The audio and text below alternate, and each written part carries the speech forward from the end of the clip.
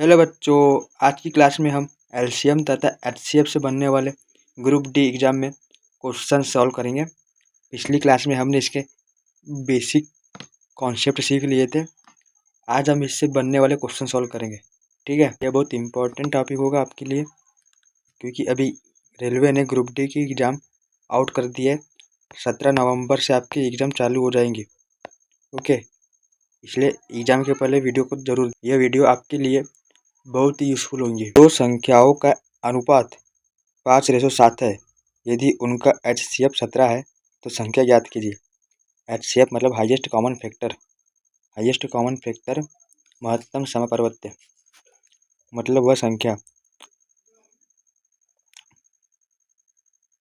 देखो, हमें दो संख्या का अनुपात दिया है 5:7। दो संख्या का अनुपात दिया है 5:7 और एचसीएफ दिया है 17। एचसीएफ कितना है? 17। हमें संख्या कौन सी है वो ज्ञात करना है। ठीक है, संख्या ज्ञात करनी है। तो संख्या ज्ञात करने के लिए हमको पहले एलसीएम ज्ञात करना होगा। दो संख्याओं का एचसीएफ एच है। दो संख्याओं का एचसीएफ एच है तो संख्या एच एक्स तथा एच वाई होगी। एच एक्स तथा एच वाई होगी। यदि दो संख्याओं का एचसीएफ एच है तो संख्या एच एक्स तथा एच वाई होगी। तो हमें संख्या दी है एच, जहाँ एक्स वाई क्या होती है? को प्राइम होते हैं। एक्स वाई जहाँ क्रो प्राइम होते हैं। तो एच जो है हमें एचसीएफ दिया है, तो एक्स और वाई का क्या हो गया? ये रेशो हो गया, 5:7 हुआ। एक्स वाई का मान क्या आ गया? 5 और 7 आ गया। एच कितना हो गया? 17 हो गया। तो हम क्या कर देंगे? गुणा। तो संख्या कितनी हो जाएगी? 17 5 85 और 17 7 119। Okay, option C, option C, option C, option C इसका आंसर हो जाएगा। पिछली क्लास में हमने इसका कॉन्सेप्ट सीखा दिया था। आप पिछली क्लास भी हमारी देखकर कॉन्सेप्ट सीख सकते हो। उसके बाद क्वेश्चन सॉल्व करोगे, आसानी से हो जाएगी। ठीक है, कॉन्सेप्ट वाली क्लास हमने पिछली क्लास में सीखा दिया है। अब चलते आगे क्वेश्चन की ओर। नेक्स्ट क्वेश्चन, दो संख्याओं का गुणनफल 1472 है और एचसीएफ 8 है। एचसीएफ 8 है तो उनका एलसीएम ज्ञात कीजिए। एलसीएम हमें ज्ञात करना है। ठीक है, एचसीएफ 8 दिया गया है और ये गुणनफल 1472 है, तो एलसीएम क्या हो जाएगा? तो देखो, हमें गुणनफल बोला है, तो दो संख्याओं का गुणनफल, तो दो संख्याओं का गुणनफल, किसी दो संख्याओं का गुणनफल उन संख्याओं के एचसीएफ तथा एलसीएम के बराबर होता है। किसी दो संख्याओं का गुणनफल संख्या के एचसीएफ तथा एलसीएम के बराबर होता है। एचसीएफ तथा एलसीएम के बराबर होता है। ठीक है, तो संख्या क्या हो जाएगी? अब हमें गुणनफल का मान दिया 1472 इक्वल एचसीएफ कितना होता है? 8 इंटू एलसीएम हमें ज्ञात करना है। क्या हो जाएगा? डिवाइड में आ जाएगा। तो 1472 को 8 से डिवाइड करेंगे तो कितना हो जाएगा? 8 से काटे आठेंगे हम 8, बचता 6, हुई संख्या 67। 8 8 64, बचेगा 3, 32 8 832 184। 184 इसका आंसर होगा बी। ओके, आपको समझ में आया होगा। क्वेश्चन है, दो संख्याओं का एचसीएफ 47 है। दो संख्याओं का एचसीएफ 47 है। यदि इन दोनों संख्याओं का गुणनफल 66 27 है तो दोनों में से बड़ी संख्या ज्ञात कीजिए। दोनों में से बड़ी संख्या ज्ञात कीजिए। तो हमें एचसीएफ कितना दिया है? 47 दिया है। ठीक है, 47 एचसीएफ है, गुणनफल कितना है? 66 27 है, तो दोनों में से बड़ी संख्या को ज्ञात करना है। तो देखो, एचसीएफ हमें दे दिया गया। तो जब दो संख्याओं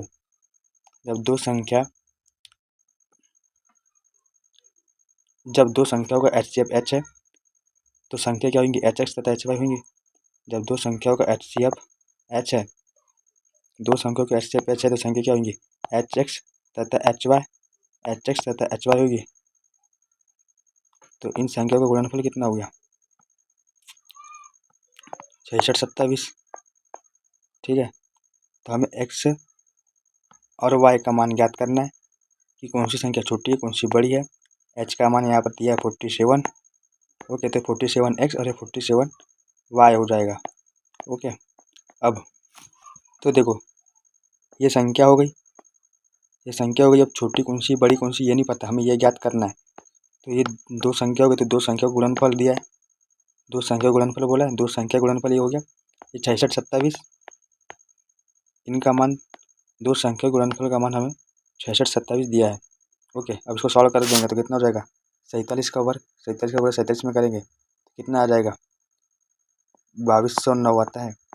2209 47 का वर्ग 2209 एक्स वाई हो जाएगा। एक्स वाई की इंटू करेंगे तो एक्स वाई आ जाएगा, ये 6627 होगा। एक्स वाई मल्टीपल में है तो ये एक्स वाई होगा अपॉन 6627 से जब ये 2209 6627 अपन 2209 है, 2209 से जब काटेंगे तो संख्या कैसे क्या काटेंगे, अपन 2209 से काटेंगे तो क्या होगा, देखो ये 22 या 66 होता है और 9 या 27 मतलब ये 3 गुना है। 6627 2209 का 3 गुना है तो एक्स वाई का मान कितना आ गया, 3। एक्स वाई का मान 3 हो गया तो इसका मतलब कि इसका रेशो बराबर है एक्स वाई का मान 3 आ गया है। तो 3 क्या होता है, 1 × 3 3 होता है, 1 × 3 3 होता है, ये 3 × 1 1 होता है। बड़ी संख्या 3 ही होगी, ठीक है। 1 × 3 करो या 3 × 1 करो, बड़ी संख्या 3 ही होगी। मतलब हमें बड़ी संख्या का मान ज्ञात करना है। बड़ी संख्या ये हो जाएगी, मतलब 47 में 3 का गुणा कर दो, आंसर आ जाएगा 141, ठीक है। Answer D. नेक्स्ट क्वेश्चन है 84, 105 और 140 का एलसीएम ज्ञात कीजिए। 84, 105 और 140 का एलसीएम। देखो एलसीएम जो होता है सबसे छोटी संख्या जो तीनों को काटती हो, ठीक है, तीनों से विभाजित होती हो, एलसीएम वो सबसे छोटी से छोटी संख्या जो तीनों से विभाजित होती है। तो 84, 105 और 140 हमें दिया गया है। इनका एलसीएम जब हम ज्ञात करेंगे तो क्या हो जाएगा, देखो अभाज्य गुणनखंड फैक्टराइजेशन से हम ज्ञात करते हैं। 140 क्या होता है, 7 × 20 7 × 20 20 7 140 होता है। 20 × 7 140 होता है। तो देखो आपको ट्रिक बता रहा हूँ, 7 जो है 7 अभाज्य गुणनखंड है, इसका मतलब आंसर जो भी होगा 7 का मल्टीपल होगा। आंसर जो भी होगा 7 का मल्टीपल होगा। तो ऑप्शन से चेक कर लेते, जो संख्या 7 से कटेंगे आंसर आ जाएगा। 7 6 42, 420 कटता है 60 बार, ये फर्स्ट वाला ऑप्शन ही कट जाता है, यही इसका आंसर हो जाएगा। क्योंकि बाकी 3 ऑप्शन को आप चेक करो तो ये ऑप्शन नहीं कटते। 120 को अगर 7 से काटेंगे तो 7 नहीं कटता। 360 को भी अगर 7 से काटेंगे 7 5 35 10 बचता है, नहीं कटता। 240 को अगर 60 से काटेंगे तो कितना हो जाएगा, 7 21 बचता 3, 7 24 बचेगा 2, यह संख्या भी नहीं कटती। तो आंसर 420 होगा, ये संख्या कटती है। हमने ये शॉर्टकट विधि से की है, ठीक है, शॉर्टकट विधि से की है। अगर आपको शॉर्टकट विधि देखनी है तो हमारी पिछली क्लास देखिए, पिछली क्लास में हमने किस प्रकार एलसीएम जल्दी निकालते हैं बता दिया है, ठीक है। चलो नेक्स्ट क्वेश्चन में चलते हैं। नेक्स्ट क्वेश्चन है 5 अंकों की वो बड़ी से बड़ी संख्या ज्ञात कीजिए। 5 अंकों की वो बड़ी से बड़ी संख्या ज्ञात कीजिए जैसे 18, 15 और 21 से विभाजित है। जो 18, 15 और 21 से विभाजित है तो क्या होगा, देखो 18, 15 और 21 से विभाजित है तो हमें इन संख्याओं का एलसीएम निकालना होगा। इन संख्याओं का एलसीएम निकालना होगा, ओके। ये बड़ी से बड़ी संख्या ज्ञात करना है, 5 अंकों की बड़ी से बड़ी संख्या ज्ञात करना है। इसीलिए हम 18, 15 और 21 का एलसीएम निकालेंगे, ठीक है। आप यह मत बोल देना कि बड़ी से बड़ी संख्या बोला तो 18, 15, 21 का एचसीएफ निकालेंगे, एचसीएफ नहीं निकालना यह, क्योंकि यहाँ पे बड़ी से बड़ी संख्या 5 अंकों की ज्ञात करना है, ठीक है। तो 18, 15 और 21 का एलसीएम निकालेंगे तो एलसीएम क्या हो जाता है, 21 7, इसका एलसीएम आ जाता है 630, 630 हो जाता है, ओके। इसका एलसीएम आएगा 630। अब बोला हमें 5 अंकों की वो बड़ी से बड़ी संख्या ज्ञात करना है। तो देखो 5 अंक की वो बड़ी से बड़ी संख्या ज्ञात करना है तो 5 अंक की बड़ी से बड़ी संख्या कौन सी होती है, 9000, 99,999, 99,999 5 अंकों की सबसे बड़ी संख्या होती है। 5 अंकों की सबसे बड़ी संख्या 99,999 होती है। और जो 630 आया, 630 है इन संख्याओं का एलसीएम है। एलसीएम मतलब सबसे छोटी संख्या, वह सबसे छोटी संख्या जो इन तीनों को डिवाइड करती है। 630 है ऐसी संख्या जो इन तीनों को डिवाइड करती है। तो अब हमें 5 अंकों की बोल रहा है, 5 अंकों की वो बड़ी से बड़ी संख्या याद करना है। तो क्या करेंगे हम, तो 99,999 में 630 का भाग दे देंगे तो वह संख्या आ जाएगी। इस प्रकार इसका आंसर आंसर 99,540 होगा। Okay, next question. वह छोटी से छोटी संख्या प्राकृत संख्या ज्ञात कीजिए जिसे 9, 24 और 12 से भाग देने पर प्रत्येक स्थिति में शेषफल 4 प्राप्त होता है, लेकिन 5 से भाग देने पर शेषफल 0 प्राप्त होता। 4 से भाग दे रहे हैं तो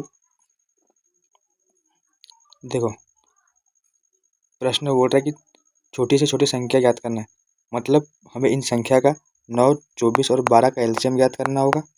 और रिमाइंडर क्या आ रहा है? 4 आ रहा है। रिमाइंडर कितना आ रहा है? 4 आ रहा है।